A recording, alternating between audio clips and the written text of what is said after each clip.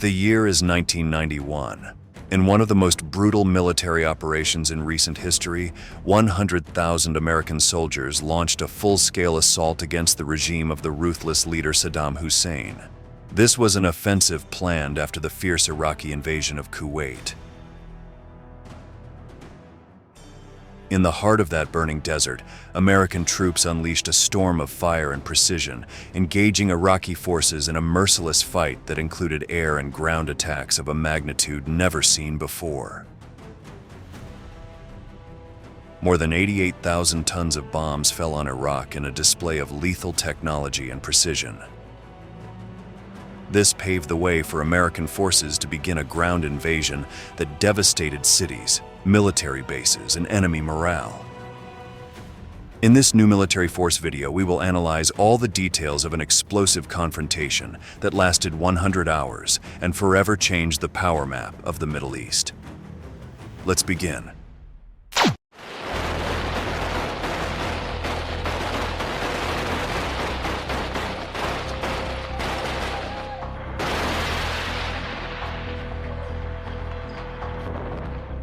On a sweltering day, on August 2, 1990, the international community watched in disbelief as Iraqi military forces, led by the feared dictator Saddam Hussein, stormed toward its small neighbor to the south, Kuwait.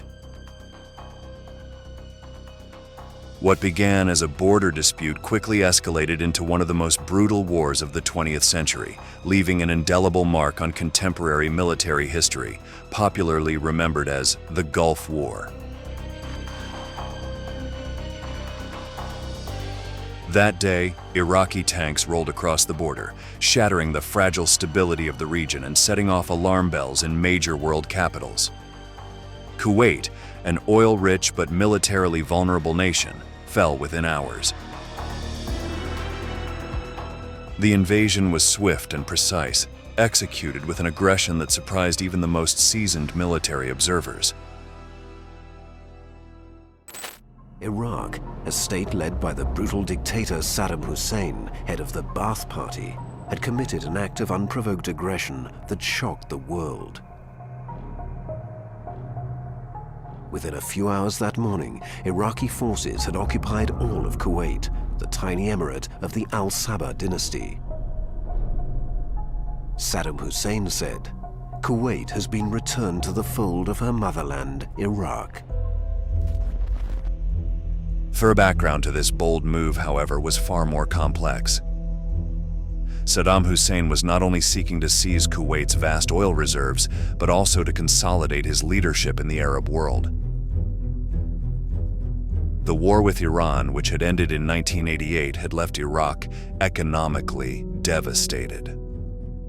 Hussein, who saw himself as the future leader of a new pan-Arab era, believed that by annexing the small country, he could improve its economy and strengthen its strategic position in the region. However, his aggression did not go unnoticed by the Western world, let alone the United States, which saw a torrent of violence pouring over Kuwait. With the occupation of Kuwait underway, Hussein openly defied the global powers. He declared that the country was historically part of Iraq and that he had no intention of withdrawing. The dictator estimated that the international community would not have sufficient resources for an armed confrontation in the unpredictable Middle East, and that diplomatic sanctions would be the most he could hope for. In this calculation, Hussein seriously underestimated the response his action would provoke. The United Nations, in a rare display of cooperation, immediately condemned the invasion. On August 6, 1990, it imposed severe economic sanctions against Iraq. However, the real threat to Saddam came from a country willing to wage war to protect its interests: the United States. The oil supply in the region was in jeopardy, and the George H.W. Bush administration was not going to allow Saddam Hussein to dictate the future of the Persian Gulf. Bush reacted swiftly to this apparent threat by initiating Operation Desert Shield on the 8th of August, with the dispatch of the 82nd US Airborne Division to northern Saudi Arabia to deter future Iraqi aggression. That same day, Britain and France announced their intention to send contingents to augment America's Desert Shield forces. After months of tense negotiations and the formation of a vast international coalition, the United Nations Security Council issued a final resolution. Saddam Hussein had until January 15, 1991, to withdraw his forces from Kuwait or face a massive military response. Hussein's belligerent rhetoric only escalated during this time. He boasted that this would be the mother of all battles, and threatened to turn the region into hell if the coalition chose to intervene. The deadline came and went, yet Iraqi forces remained firmly entrenched in Kuwait. With tempers on edge, the world waited in fear for what was to come. And then, the storm broke. What followed was one of the most devastating and coordinated air campaigns in the modern history of warfare. The skies over Iraq and Kuwait darkened as more than 1,000 aircraft, including F-15 and F-16 fighter bombers and F-117 stealth jets, began raining fire on Iraqi positions. For more than 5 weeks, day and night, the airstrikes continued without respite. Saddam Hussein had built one of the largest armies in the world, but he was outmatched by the sophistication and precision of the American and Allied military machine. The F-117A Nighthawk was one of the most famous weapons of war used during the Gulf War, the stealth fighter, the fighter that was, in inverted commas, invisible to the enemy. And it was, of course, used in the initial air campaign to try and fly stealthily towards the enemy air defenses. The targets of the bombings were not only Iraqi military positions in Kuwait, but also essential infrastructure inside Iraq. Air bases, command and control systems, power plants, communications, weapons depots, and factories were pulverized within days. Laser-guided missile technology and precise strikes from stealth aircraft caused Iraq's defense capability to rapidly collapse. Coalition aircraft controlled the skies with such power that Iraqi forces could barely look up before a rain of destruction fell upon them. The 4 phases of the coalition air campaign started with perhaps the most important, the gaining of air supremacy. The gaining of air supremacy allowed the Allies quite quickly to dominate the air flank, and therefore to be able to do with the air flank what they wished, to go on bombing raids, to transport airborne troops, to fly their helicopters, to resupply logistically, for battlefield air interdiction and close air support, all the things that were going to follow. One of the keys to the success of the air campaign was stealth technology, which allowed American aircraft to penetrate Iraqi airspace undetected. The F-117 Nighthawk, a plane almost invisible to radar, was responsible for the most crucial attacks on Baghdad, the Iraqi capital. Saddam Hussein saw his city bombed with surgical precision. Government buildings and headquarters were destroyed, leaving Iraqi forces unable to coordinate an effective defense. However, war had broken out, and thousands of American soldiers could lose their lives in it. During those days of maximum tension, more than 88,000 tons of bombs were dropped. A terrifying figure that demonstrated the military might of the Western coalition. The Iraqis, who had relied on their vast air defense network and their tanks, found themselves disoriented by the overwhelming air offensive. As the bombs continued to fall from the sky, coalition forces prepared for a ground assault of epic proportions. On February 24, 1991, after weeks of incessant bombing that had left Iraqi defenses in ruins, the coalition launched its ground attack.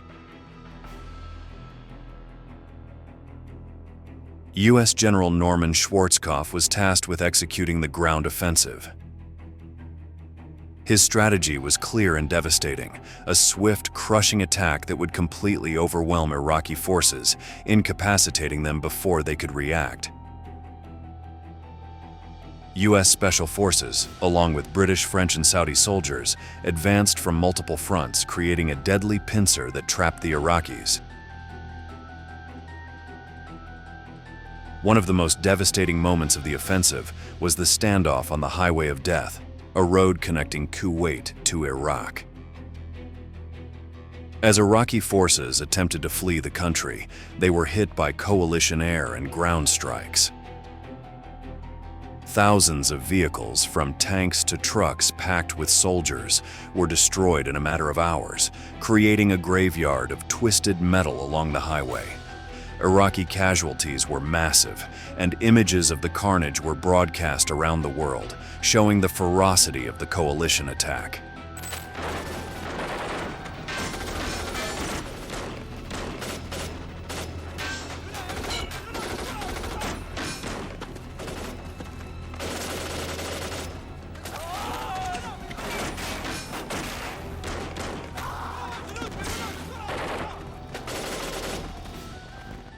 The Iraqi army, though large, was ill-equipped and poorly trained to confront a coalition of more than 30 countries, armed with the most advanced military technology in the world. Hussein's elite units, the Republican Guard, considered a formidable force, could not withstand the unstoppable advance of the coalition troops. However, Saddam Hussein tried to fight back. In a dramatic move, he launched Scud missiles at US allies Israel and Saudi Arabia, hoping to provoke a reaction that could fracture the coalition. The Iraqis used shoot and scoot tactics. They set the missile launchers up, fire the missile, and then dash off to some concealment, perhaps under a bridge or in a concealed bunker. By the time the coalition aircraft arrived, there was nothing to target. And so the coalition turned to their special forces, American special forces and the British SAS, dropped behind enemy lines to try and deal with the Scud threat. Air defenses, such as the American Patriot system, were able to intercept most of the missiles, minimizing damage and casualties on the battlefield. Still, the strikes generated nervousness and terror, especially among the civilian population, and were key in reminding the world that Hussein's regime still had the capacity to inflict damage.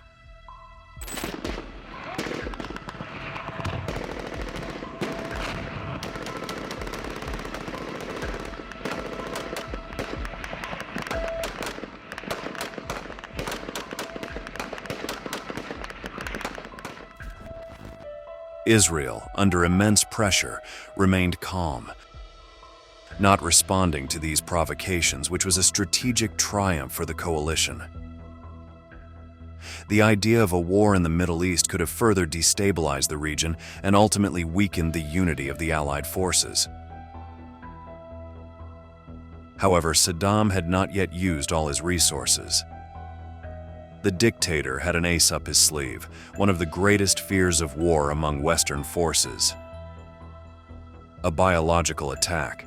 The dictator had threatened on numerous occasions to use chemical weapons if the situation required it. The international community was aware that Iraq had developed an arsenal of mass destruction during the war with Iran, and the possibility of its use became a constant concern.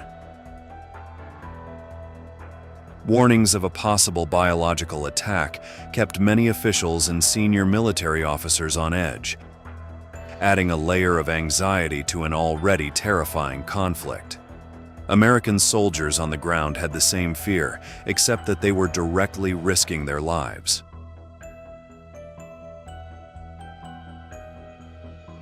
Despite these attempted attacks, the Iraqi regime was suffering a crushing defeat. Its casualties began to mount in staggering numbers. Estimates vary, but it is believed that the Iraqi army lost between 20,000 and 30,000 soldiers in combat. To this number must be added the number of men captured or missing, which could raise the total figure to even more alarming levels. However, Iraq was still trying to preserve its ability to carry out chemical attacks solely as a means of deterrence. Saddam sought to avoid a more extensive UN intervention or increased sanctions, since they were dependent on oil exports. Added to this, the threat of a devastating coalition response led Saddam to refrain from employing biological attacks, reserving them as a tool of regional power in the event of future conflicts. To everyone's surprise, in just 100 hours, the ground offensive abruptly ended. In that short time, the battle that many feared would be long and devastating had fizzled out almost as quickly as it had begun. On February 28, 1991, President Bush declared a ceasefire, and the war formally ended. Kuwait was liberated, and Iraqi forces, virtually wiped out militarily, retreated home, leaving behind a scene of apocalyptic destruction. The echoes of bombing still lingered in the air, and the streets were scarred by the ravages of a conflict that had lasted less than 6 months but left deep scars.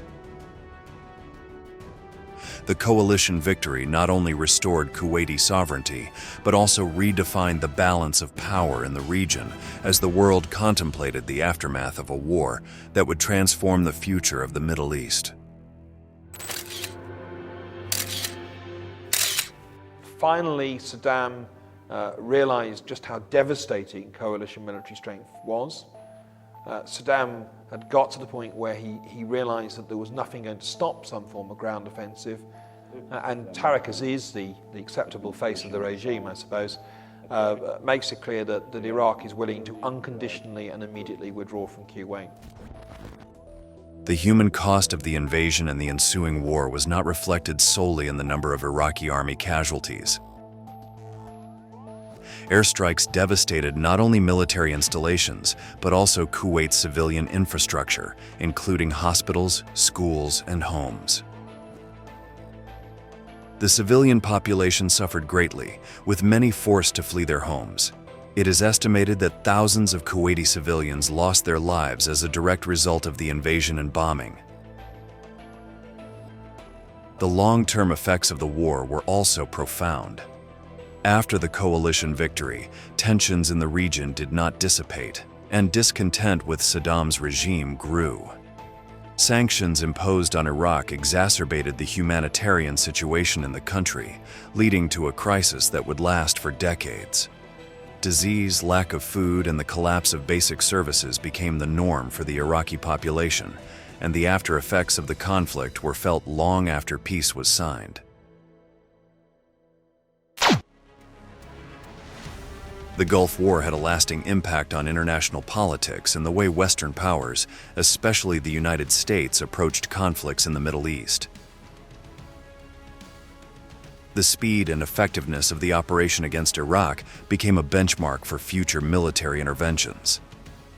The combination of technological superiority, war intelligence, and international coordination became a standard for operations in the following decades.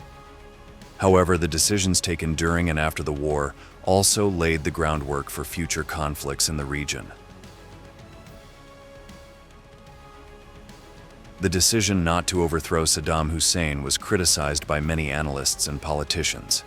The regime remained in power, with all the atrocities that entailed, and instability in the region continued to increase. The uprisings in Iraq, the insurgency in the 2000s, and the rise of extremist groups were direct consequences of inaction after the war. But that is another story. Now, after having learned about Operation Desert Storm, the time has come to say goodbye. Thank you very much for staying with us until the end. We invite you to subscribe to Military Force for more news about the wars in the Middle East. Until next time.